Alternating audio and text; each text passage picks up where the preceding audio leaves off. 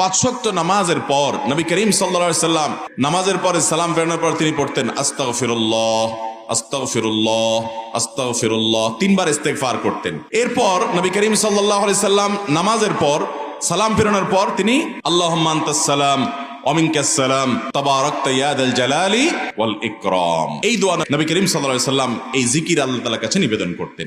তো এইরকম পাঁচ ওয়াক্ত সালাতের পর নবী সাল্লাল্লাহু আলাইহি সাল্লাম অনেকগুলো দোয়া জিকির করতেন, যেমন একবার সূরা ইখলাস, একবার সূরা ফালাক, একবার সূরা নাস পাঠ করতেন, আয়াতুল কুরসি আল্লাহু লা ইলাহা ইল্লাহুল হাইয়ুল কাইয়্যুম পাঠ করতেন, 33 বার সুবহানাল্লাহ পড়তেন, 33 বার আলহামদুলিল্লাহ পড়তেন, 34 বার আল্লাহু আকবার পড়তেন।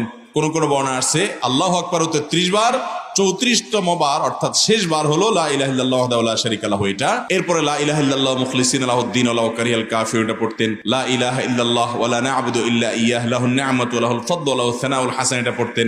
এভাবে অনেকগুলো দোয়া